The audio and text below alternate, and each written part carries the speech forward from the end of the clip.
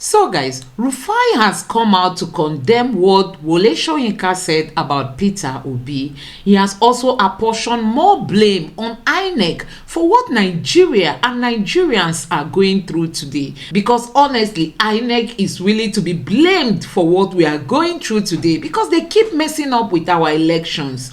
But before I allow you watch that video, take a look at what Chimamanda said during an interview section on CNN.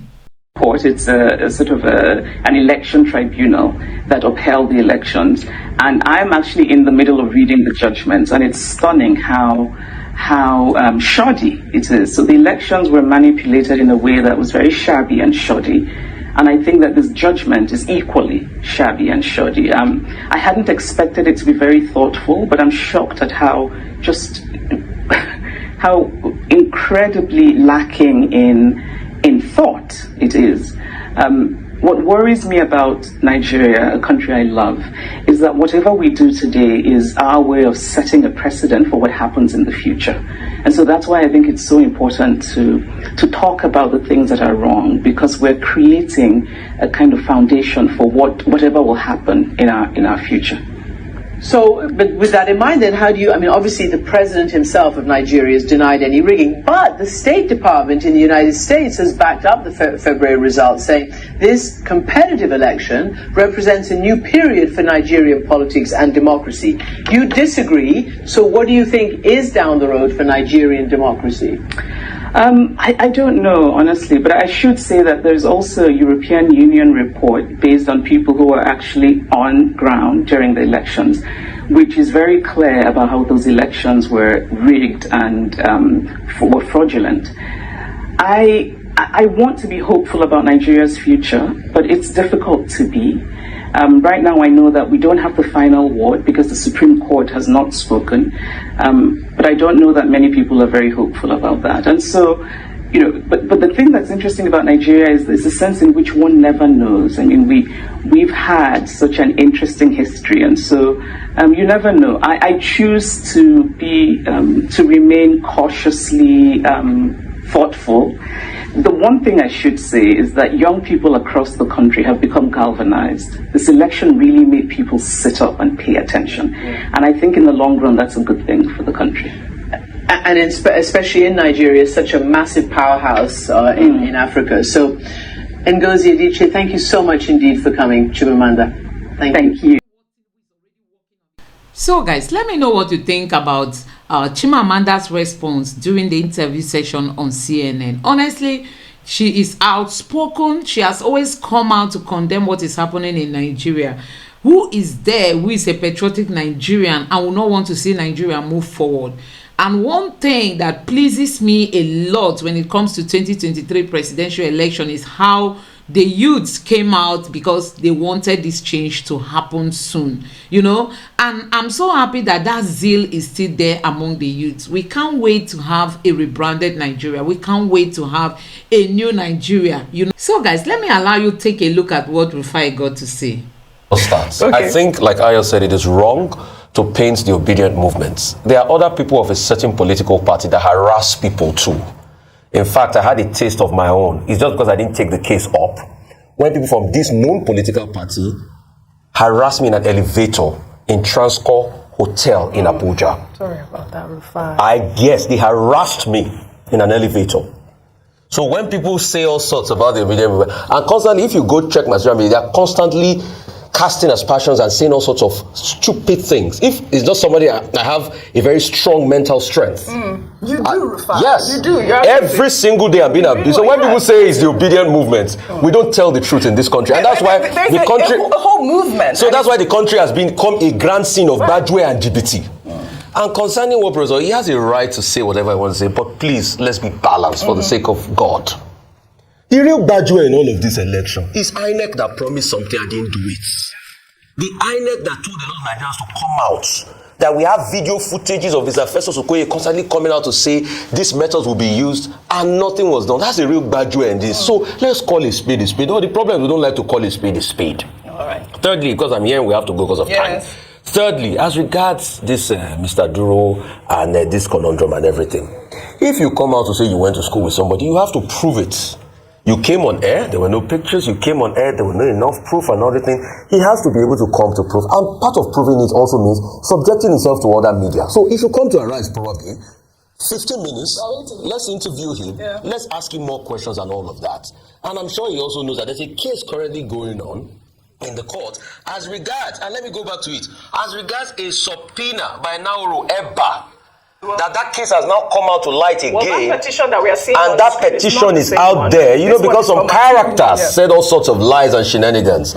So, you see, let's just tell the truth. The truth will set all of us free. The last time, 23 years ago, when this case came up, it was in the State House of Assembly that helped quell the tide of the case. Now it's back up again. Let's just full disclosure. I just wanted to quickly clarify that petition that was up there. It was on September 8th, a response from CSU to article stating that, Tinubu did attend the Chicago State University, as well as the fact that they cannot truly confirm the, originality of his certificate because they consider it as a, one of those, how do you call it, a praise certificate of some sort. So that was that petition up there. Is that this matter of President Tinubu's academic qualification has been on the table for more than 20 years since he was governor.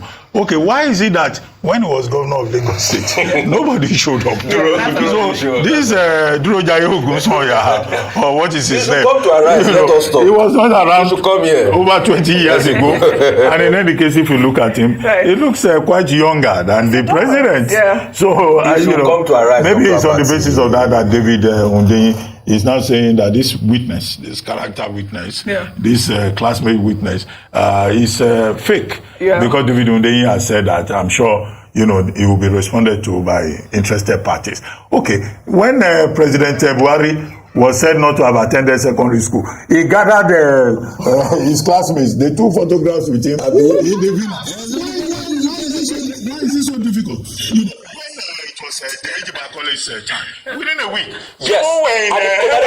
NYSC with picture. True pictures out. Pictures out. Okay, this one had to take up to 20 years. 23 years. I think we have to do something about qualification. Right. Anybody that does not have a basic degree and anybody whose classmates will show up after 20 years, whose secondary school classmates will have to come to the villa to validate.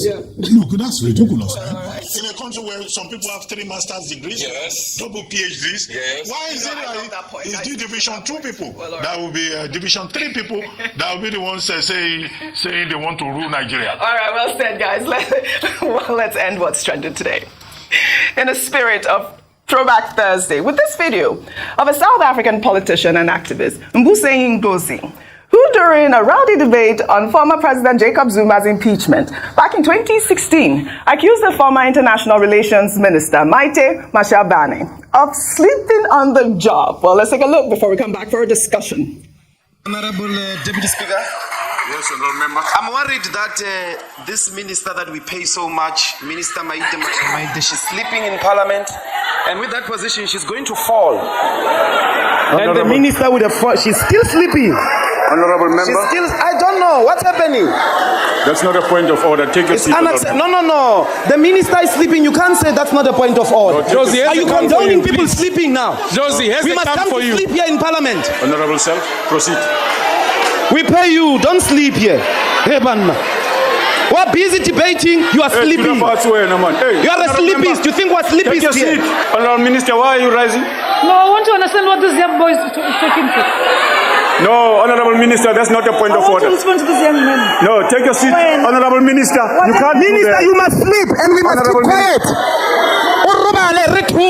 No. Honorable member. Decency to admit when you are wrong. You are sleeping. Honorable Minister. You are sleeping on duty. Honorable members. You are sleeping on duty. Well, this is a big problem. Sleeping on duty. I mean, I never heard the word sleepies, but that was quite funny. Okay, hold on.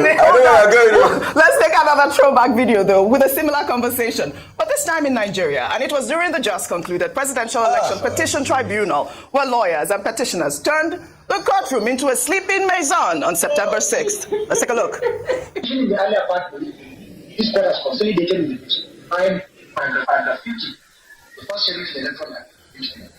This ground was objecting to the company.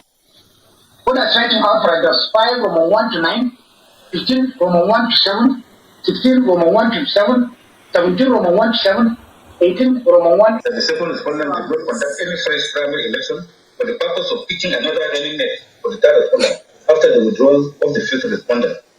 Therefore, in my view, the requirement to conduct a fresh primary election does not apply to the nomination of the vice presidential candidate. That's my lot of DJC. And let it be this point one.